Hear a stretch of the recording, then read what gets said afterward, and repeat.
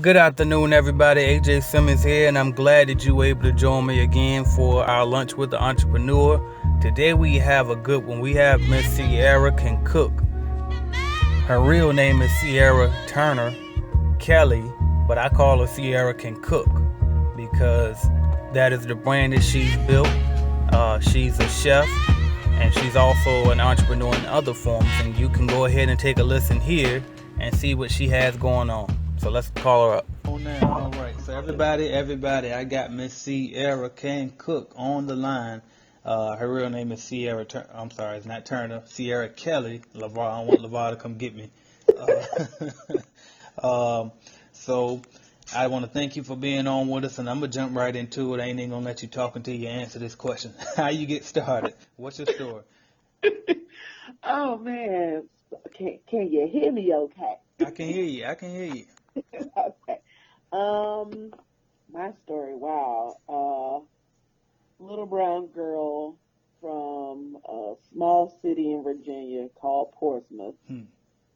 Um, Born to a single mom, who did the best she could until she met my father, which is my stepdad, and the rest is kind of I guess what a young black girl could achieve is living the dream, having two parents who loved you and nurtured you and tried to help you figure out what you want to do in life. And I think that part of my life will always be the highlight, is actually having a mom and a dad like I used to see on TV. Right. It sounds kind of weird now that I repeat it back. Like I had written this down, and I was just like, man, really? It was that really the one thing that stuck out in my whole life? Right. But coming from where I'm from, yeah, it was. I was fortunate not to have my mom strung out on drugs. Exactly. I was fortunate to have a man step in and, be the father figure that I needed, especially, being insecure about, my real dad and, why he wasn't really around. So it was kind of like, that was the highlight for me. Exactly. And this, when you hear the things that she's saying right now, I know y'all like, how you got something to say? She didn't say nothing yet, but because you got to understand where we from, right? Because I'm from Portsmouth, she's from Portsmouth, and that's life. You know what I mean? Like, it's called Pistol City for a reason. So the things that she's saying, it might sound simple, but it really is things to be fortunate about. So just want to interject there, but go ahead if you got any more for us. Yeah. So, growing up, I always used to see my mom and my grandma, the women in my family, they, cooked. And for the most part, they seemed to love it. If my mom was tired, of course, she'd be like, oh, y'all fend for yourself. You'd be all right. But I loved it. I admired it. It was kind of like an escape. Nobody bothered you while you were in the kitchen because they knew better. Mm-hmm. They knew not to mess with you. So that kind of thing, it was for me when I was learning how to cook and perfecting my craft. It was kind of like, this is where I get my peace. This is my peace of mind. So everybody knows, don't bother Ciara while she's cooking. I'm Right. creating something awesome. So just leave me alone. And then when it's done, we can talk, we can laugh, we can kiki. And that love and interest turned into a business. And with that, it turned into opening up more doors. I've always had an entrepreneurial mindset. My first business was I was selling weave. Right. I was selling hair. And I had like a mobile beauty supply. I would have like perms, relaxers, weaves, wigs, all kinds of stuff. And if somebody called me up, I'd meet them at the nail shop and drop off their little bag of stuff. And it was pretty cool. And I've always had that, that hustle mentality because that's what people did from Portsmouth. You had to have multiple things going on. Your family wasn't military, then, you were 4 steps behind. So you had to make that up. Right. I was always, hustling in some sort of way to make sure that, I was fed and my kid was fed because I had a kid young. I had a kid, right after I graduated high school. So, because I was pregnant the second half of my senior year, walked across the stage with a huge old belly, and I was like, man, I have a small human that I have to take care of. So Right. that drove it further, but I needed to be on my immediate hustle. I didn't have a huge plan. I didn't know where it was going to end up, but I just knew that I had to outwork anybody that I came across. Right. I had to always constantly prove myself that, I'm here to learn, I'm here to work, and I'm here to improve and move forward. And you did an excellent job with your daughter too. She really impressed us, me and Regina, when we came down there. So just wanted to commend you on that too. Thank you. No problem. So look, right, I want to ask you, when did you actually figure out that you actually like cooking? You know what I mean? Because I can cook, but I Yeah. don't like to. So I say I can't cook. So how did you figure I, that out, or when? I don't know when it actually clicked, but I do remember that my fondest memory was being 5 years old. I had to be like 5 or 6 because I just, how when you have memories and you're like, well, when did this happen? But all you can remember is the surroundings. You don't remember yourself or how old you were. Right. You remember your surroundings. But someone told me I was like 5 or 6. Right. And my grandmother had me standing on a step stool in her kitchen frying chicken in a cast iron skillet at 5 years old. Right. I remember my grandma was just laughing. Oh, baby, you doing so good. And I'm just having the time of my life. And my mom was coming to pick me up, and she seen me on that stool, and she was mortified. She was like, oh, my God, my baby could die or burn. And my grandma was so nonchalant. She was like, oh, she okay, baby. My baby good. She fried that chicken. And Hmm. my mom was freaking out. And I remember just laughing and laughing. My mama cut her eyes at me, and I stopped laughing. I ain't gonna get toe up, but I just remember just being so happy frying this chicken on this step stool. Right. So I think that's what sparked it all. And Okay. ever since, I've never had a bad time cooking. I've never been like, oh man, I gotta cook. Even when, even when I used to come home after a long day of working in like, cooking jobs, I would be like, whew, okay, let me cook something simple, and it never ends up simple. Right. Right. So, I think it's safe to say that cooking is your passion. Am I correct? Oh yeah. So, if that, being that you will be able to find your passion at such a young age, you kind of experience, you kind of like a veteran with this finding your passion thing. So, what do you think you could kind of recommend to others for finding their passion? It really is trial and error. I Yeah. always tell people we have a lot of things that we like to do and we enjoy to do.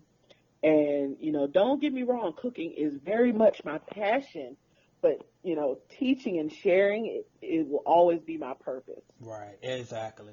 So it was a lot of trial and error because, you work a job, it may not come to fruition. You're like, man, I like cooking. And you get a job at some place and it tears your self-esteem up. And you're like, dang, this is making me hate it. But it's not the activity that you're doing. It's just the surroundings in which you were doing it in.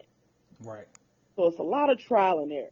And I think that too, because you said that teaching and stuff was kind of it's your purpose, and it's funny because that goes like hand in hand with what I've been teaching on my channel, which is I think that your passion is pretty much you can have more than one passion, Mm-hmm. and it's just pretty much you can be passionate about a lot of different things, but I think we all kind of have the same purpose, which is pretty much just to leave an imprint on this world, like. And usually it comes in the form of teaching people some type of way or helping people in some type of way. And that's Oh, like I feel like we all share the same purpose with just different passions. oh yeah. And also one thing I took away from that too was you said that your grandma was saying how you were so good at it when you were cooking when you, at such a young age. And I think that's also a key into finding your passion is because you got to look at what you're already good at. Like what do you just do effortlessly better than everybody else? And that's probably in the direction of what your passion probably is. Oh yeah. Yeah. Like if you definitely know that if your passion is learning and you're forever learning, you will always enjoy it no matter what you apply it to. So if you decide one day, hey, I want to be a train conductor, and you know your passion is learning, you know, you're learning everything you can, and it may lead you into the highest of the high, or maybe lead you into a different direction. But you know that your passion is something that you'll always enjoy. I noticed, because I'm going to switch gears a little bit, because something that I noticed about you is that you are excellent at networking. And I want to know, how do you find so many people? And I mean, like, whether you met them in real life, or whether you're actually just following them on the internet. Because it's like every time I find somebody new to follow on Facebook that I like, it says Ciara is already following this person. I mean, and then when I came down and I met you in Atlanta, like, you seem to know a lot of people, you know what I mean, as far as entrepreneur wise. So I'm like, how do you do such a good job at networking? um, that's a funny story. So I have always been a natural talker. That has always been me. I used to get in trouble for it all the time. And, you know, my daughter is like following in this footsteps, so I don't even get mad anymore. Her teacher be like, oh, she was a little chatty Cathy today. And I'm just like, ooh, Autumn, you know, try to hold it till lunch, or hold it till you get to gymnastics. Hold Right. on. But I've always been a chatty Cathy. And I was all about meeting new people. Now, the mistake I used to make is trying to make everyone my friend. And that used to hurt me, especially when I first moved to Atlanta. I used to try to make a lot of people my friend. And there is a very thin line between friendships and business. Mm. And I lost a lot of good friends because I gave, you know, friendship benefits, but they were giving me back, you know, regular business interaction, but I felt that it was a little cold and stark, and I'm, you know, I was just like, oh, well, okay, and I kind of accepted. So I messed myself up in that sense, Mm. and I had to make a decision. This didn't start happening until, I want to say, 2 years ago. I made the conscious decision to remove anyone that wasn't in line with my thinking Right. and start building relationships and rapport and respect with the people that I wanted to be around. And that meant removing people that I went to high school with, that I went to middle school with. Like, they were just taking up space, and I had to think to myself, because I was at 5,001 Facebook friends a while ago when Right. I other business ventures, and I chopped it. I chopped it all the way down. I think I went down to 1,000 people, Mm. and that happened to be, you know, 1,000 people from, you know, that was still cool with me, that I knew personally, and then people I knew back from hometown. Right. And I had to make a decision to say, anything that I see or that I interact with that isn't in line with my thinking, like being respectful of yourself, first of all, being respectful of others. You know, I had to cut out the ratchet stuff. Right. Like, even though I wasn't personally partaking in certain actions, I had to stop condoning it, stop sharing it, stop, you know, viewing it, because, you know, the stuff you take into your mind have an effect on you whether you think so or not. Exactly. So I had to stop, you know, entertaining that stuff. And it all started with me, you know, instead of aimlessly sending out friend requests, I would send an inbox message first. Or if their post was public, I would write a comment and say, you know, you're very inspirational, or I like that you said this, you know, could you, you know, teach me more, or how can I learn more? And when people hear that, they're like, oh, well, she's serious. She's really interested in something that I posted. And of course, most people post stuff that they like or involved in, or, you know, have some stake in, or they find amusing or whatever. Right. So having someone say, oh, I agree with you on whatever you posted, they're already comfortable, like, oh, okay, they're like-minded. They like what I said. Right. So I started doing that a little bit more because I wanted to be in a certain place in my life, and I wasn't getting there. And I'm just like, well, nobody's giving me a chance. But I wasn't giving myself a chance. That's key right there. Wasn't Major Yeah. key. I wasn't giving myself a chance. I wasn't giving myself a chance to actually reach over and talk to people. Like, yeah, of course, I could talk to anybody. But when it came to stuff like that, I was still quite nervous. Right. I wasn't sure. So I broke out of that and I made a decision. You got to make the decision to want to do those things, whatever it is you want to do. So you say, hey, I want to open a business. You have to make the decision and move on those decisions because no time will ever be the right time. Excellent advice. And just to follow up on that, another thing that I noted that you do well is branding. I think you do an excellent job at branding yourself, and it's funny because your name in my phone is saved as Ciara Can Cook because it sticks in my head so much. So, like, how do you, how did you become such a good, I guess, branding expert, so to speak? Oh man, I really appreciate you saying that because every day I'm just like, bro, I need to be doing better. I need to be doing more. I need to be pushing harder. I need to make something else. Right. And it all came from the people I aligned myself with. I don't even know how I met. I can't even remember how I met. She's a publicist. Mm-hmm. She has a PR firm, and I don't even remember how I met her. But she reached out to me about sponsoring a PR event for her after we had been Facebook friends for a little bit. And normally I don't sponsor stuff because one, most of the time I can't afford to because whatever money I'm making, I have to pay myself, I have to pay whatever staff I have, and then I have to circle it back into my business to make sure we're still going. Right. So this particular time I was like, okay. I was like, how big is it? Blah, blah, blah. And I was like, I'm not all the way there. I was like, but I can use this opportunity. And she was like, yeah, sure. And I was like, cool. So that seminar was very important to me because not only did she talk about branding, but she talked about branding for yourself and doing things for yourself. And one of the things that I was lacking before was consistency. I had to be consistent with my business. Regardless of what I have going on in my personal life, I have to make sure I'm consistent. And Facebook and Twitter and all that stuff, we have where you can schedule your posts. So really there's no excuse in consistency anymore because they make it so easy for us.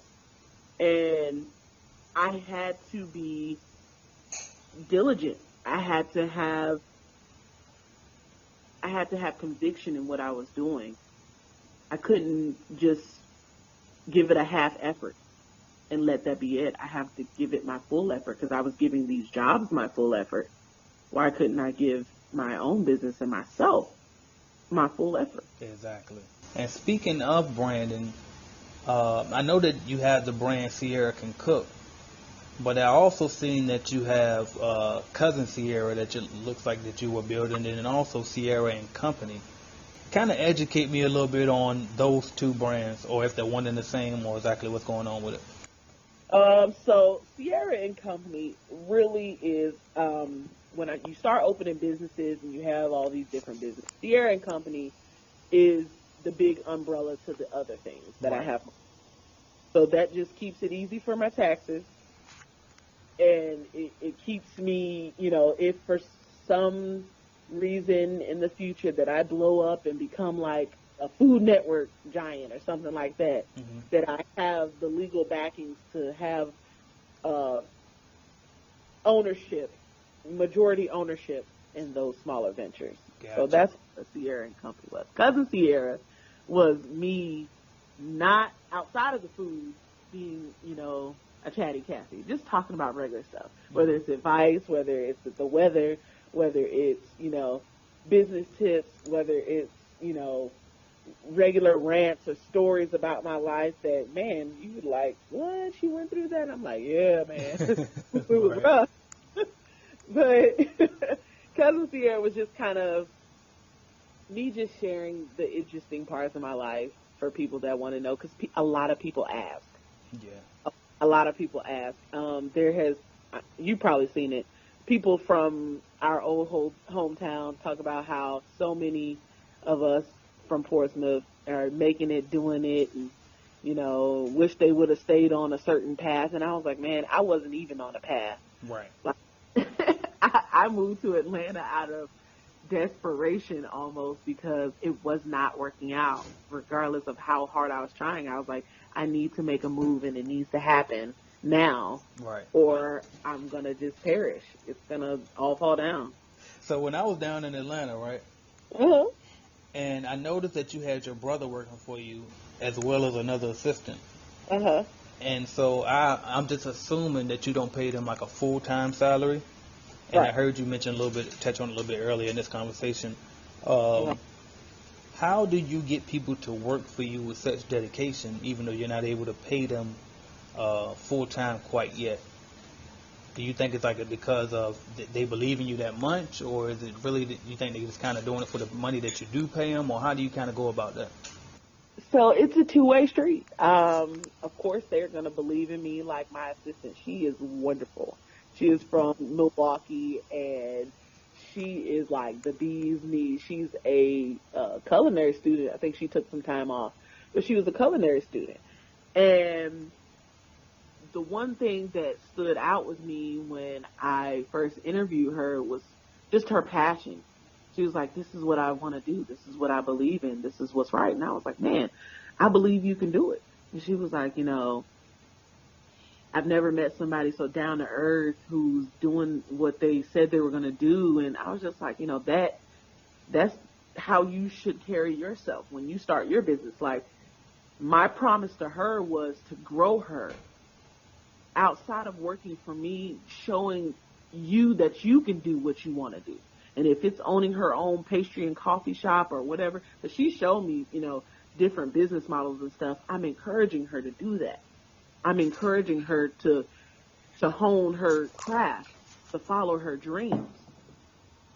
And working for me is kind of just a bonus for her. It gets her experience. It gets her in front of people. Because I'm like, meet these people. Say hello. And she was like, no, no, no. Girl, stop. Say hello. Right. Talk to them. Say who you are. Because I always tell people, I'm in competition with no one. There's 1,000,000+ chefs in Atlanta. Trust me. I am in competition with no one. Because if I felt that I was in competition, I would lose every time. Exactly.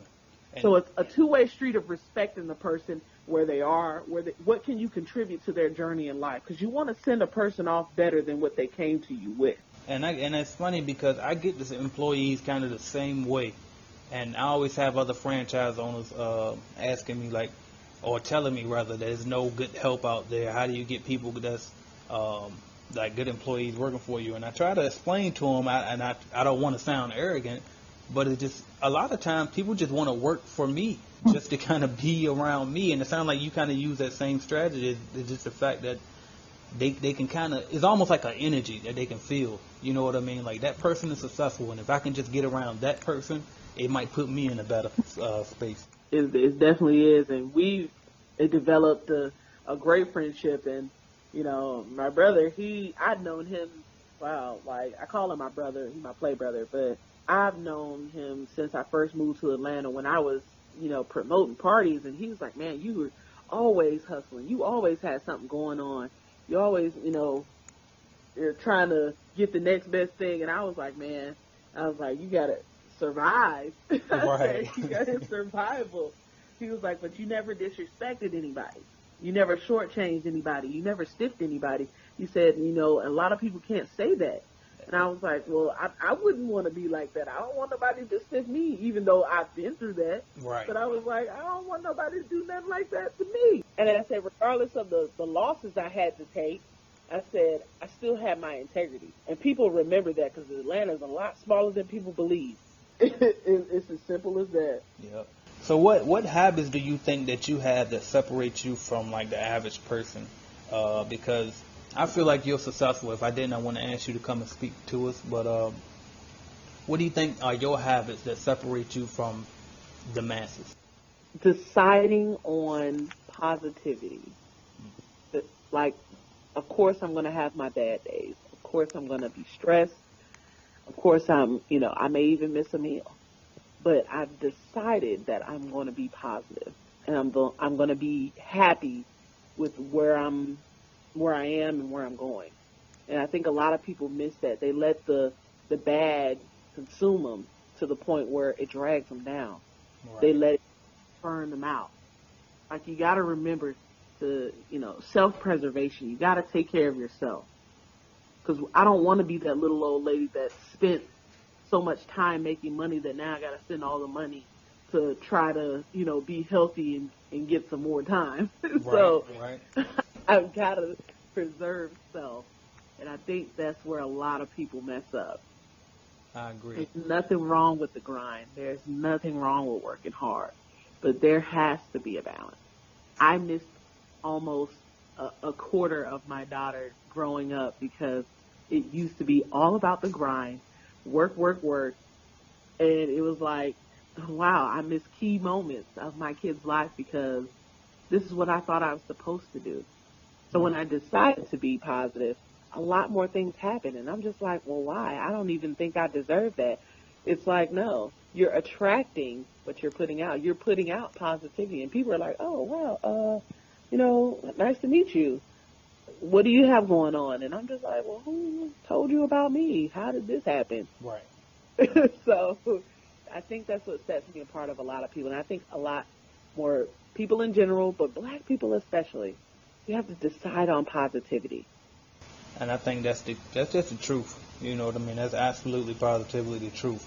And so with that positivity, I'm gonna build on that and ask you, what kind of advice would you give to somebody that's looking to take that jump? Because we towards the end of this interview, and I always ask everybody to come up here, what would you say to somebody that's afraid to take that jump? What kind of positive words can you give that person right now to make them go ahead and make that step forward to do it? Because as a matter of fact, real quick, I want to say this. You actually had a job that you actually liked. Most people don't have that or didn't have that when they jumped. So you actually left a job that you liked and still took the jump. So what would you say to somebody who wants to take the jump but just kind of too afraid to do it? Man, I know my guy Steve Harvey said it, you just got to jump. A lot of people say just jump. And there's jumping all in and there's jumping with precautions. And before I say my full answer, I want to say that I have done many jumps, kind of like a little leap. Right. Before where, I would work on my business. So I work full-time and work on my business. Or I work part-time and work on my business. Right. So I've done many leaps, the little mini ones, small baby leaps, before I actually jumped. And that was just kind of me testing the waters. And I always tell people, it's okay to test the waters. I don't want people to think, when you hear jump, that, oh my God, I'm going to fall on my face and nothing to land on. And, even with mini leaps, I felt like, oh my God, this is slipping away from me, and had a rocky little turbulence going on. But when I took the jump, I was mortified. I was scared out of my mind. I was like, what did I just do? I put in my 30-day notice, one, because I was frustrated with my leadership. I loved my job, absolutely loved waking up and going, because I love food. I love people. The people love me. I gained respect at a new store that no one knew me. And people are like, oh, well, we don't know her. And everybody's like, oh, she's cool. She's a great manager. Like, people, my former employees from another state are writing on my wall, you can come back here. You can come back here. And I'm like, no, I can't. I was mortified. I was scared out of my mind. Like, what do I do next? Right. Because I've never been in the position to have a whole day to dedicate to that. And I think that's where the fear and where we go wrong and where some of the failure comes in. We don't have our day planned out. If you had to sit down and write down what you should be doing to contribute to your business, plan out the whole day by the hour, what would you end up with? A lot of people, they'd end up with maybe 2 or 3 hours, maybe 4 hours. On a good one, you'd end up with 6 hours. Right. But everything I needed to do, it was in 4 hours and I was done. Right. So it's scary. But what I'll say is, you never know until you actually try. So take a mini leap. Maybe go down a few hours. I told my best friend this. She never would have opened her own nail salon, if it wasn't for me saying, take it down a few days to your job. Actually, do you got vacation time? take 2 weeks. See how much money you come in off of 2 weeks. She was scared out of her mind. She didn't know what to do. But she had vacation time, and she never thought about it like that. But I was like, take that time. It's paid, so you don't have to worry about going broke. So see how far you can get by taking that time for yourself. And she figured out she could do it. And if you figure out you could do it, just try it. Take maybe a day off. Take a weekend off. And just work solely on what your passion is. And if you feel like you've made progress, take it a step further. If you feel like you haven't made progress, do a little more research. Nothing wrong with that. I think that is excellent. And first thing I want to say about that is a baby step is better than no step at all. So that's a great point. Just take little mini leaps until you can get to that point to take that huge jump. That's the first thing. The next thing I wanted to point out that you said, I can't believe I've been doing, I think, YouTube for about maybe 3 years now, and I've never broke it down the way that you just did about that empty day. You know what I mean? Like that whole day that you got to yourself. And that's, you was actually right, because when I left it, and you know, I was actually, like, I took the jump before, and I worked probably about 2 years without a job, and then I had to go back. And so when I did it this time, I still had that same feeling. It's like when you got that whole day to yourself, and you have to plan it out and write down, all right, what has to get done. And then half of those things on that list, more than half of them, probably all of them except one, don't actually make you any money. It's like admin stuff. You know, so it's like, you feel like, what the hell am I doing? If I was at work right now, I could have just made X amount of dollars for every hour that I was on the clock. So it's really scary, and I love the way you broke that down. I got to do another video kind of talking about that. So, but that was good. But that was pretty much all my questions that I had for you. I just want you to share with my people, how can we continue to follow you? What are your social media, your YouTube, if you have one, website, anything? Oh, certainly. Main source of following me on Twitter, on Instagram, even on Snapchat is Ciara Can Cook. Ciara spelled like the singer, Ciara, Can Cook, no crazy spellings. And they're a little, you know, they're funny because I'm always singing a tune. So, you know, don't get on me, y'all. If y'all follow me, don't get on me. I sing a little tune, whether it's cooking or walking my daughter to the bus stop. It's crazy. Right. I'm crazy. But aside from Cousin Ciara, we're gonna toss that to the side. We're gonna follow Food and Wine Noir. Okay. It is merging my passion with my purpose, teaching and sharing and giving others, you know, the power to be in the spotlight. And it is a festival, a food and wine festival to highlight brown and black chefs, you know, chefs of color and restaurant owners of color, where otherwise they wouldn't get the chance or couldn't afford to go to showcase their talent. So on Instagram, it is Food Wine Noir, which is Noir. And on Facebook, it's Food and Wine Noir. That's excellent. And I know you said you weren't going to go there, but I have to go there because I'm a fan. Every time you always get on Facebook and do your lives and you talk business and credit and all that, I like to tune in. So, Cousin Ciara, is that where we can find that type of stuff from you? Yes. Okay. And are you going to do you have like a YouTube, or are you going to do one just for Cousin Ciara, or Facebook or something? It's youtube.com/Cousin Ciara. Oh, great. Okay. So we're going to do that. You'll see vlogs, story time. The vlogs are of me and my family being utterly ridiculous. But the main stuff is, you know, helping y'all get to the place where you need to go. Right. And that's key. All right. Well, I appreciate you coming and talking to us, and being our entrepreneur for the day. And it was something else I wanted to tell you. Oh, okay. I just want to make sure I let everybody know. I'm going to put the links to all of your everything you shared with us in the description. So if you guys didn't catch that, just look down at the bottom. It's at the bottom. And Ciara, thank you again for picking up the phone when I called. You always pick up when I call, so thank you for that, and actually talking to us and taking this time out. Answer your phone. If you're thinking about going into business with yourself, for yourself, or, starting a little side hustle, you cannot be afraid to answer the phone. I don't care if you got a million bill collectors calling you at this very moment. You cannot be afraid to answer the phone call, because there could always be that one chance a number you don't know calls you and it's, a good word. Okay?